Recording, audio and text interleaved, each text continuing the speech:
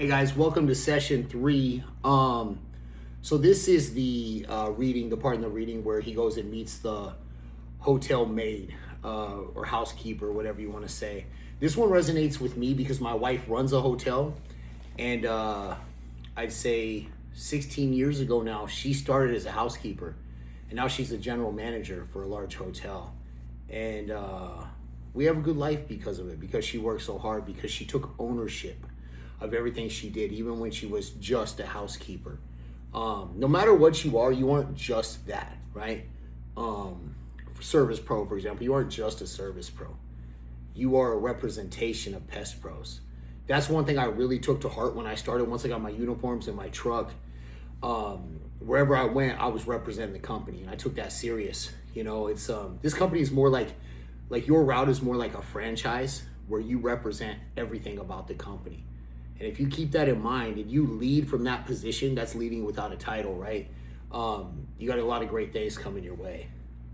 Now, this section talks a lot about luck, right?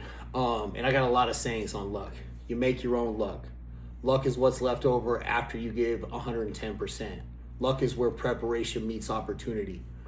Riley will love this one. You make your own luck, right? To me, luck doesn't exist, brother. The harder you work, the luckier you get, right?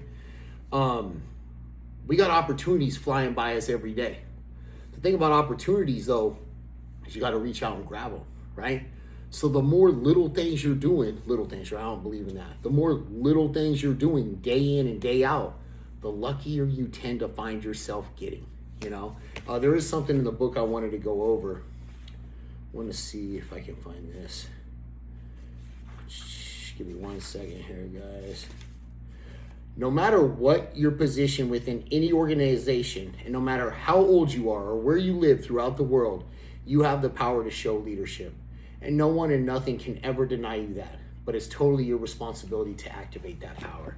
I think the quote at the beginning of the chapter here says the most common way people give up their power is by not realizing they have any, right? You need to know that no matter how your circumstance may look to you, no matter how you're feeling right now, you have the ability to lead. And how do you do that? You do that by leading yourself, first of all, and doing the right thing constantly to where people start to look at you and they start to emulate you and they start to do the right thing. And that becomes powerful. That's called peer leadership, right? That's how this company becomes powerful, with a large level of peer leadership. No matter where you are, no matter if it's a roach job at North Sac and it's the 5th apartment you're doing and it's hot and you don't even know like who's gonna know what, do your very best job. You know, I was at the Woodlands, Jake, you know about the Woodlands, and that can be a bear, man. But I went to this apartment, this lady wasn't prepped, it was hot. But I just decided, man, like I always try to do, I'm gonna treat this lady with the most compassion I can have. And she was already having a bad day. And I said, you know what, you're not prepped. They didn't tell you about it, but I can still do some bait and check it out. You get prepped. I can come back next time. We can do a whole treatment. Here's what you're going to do. Because in that moment, she was feeling helpless, but I was able to help her feel a little bit of hope.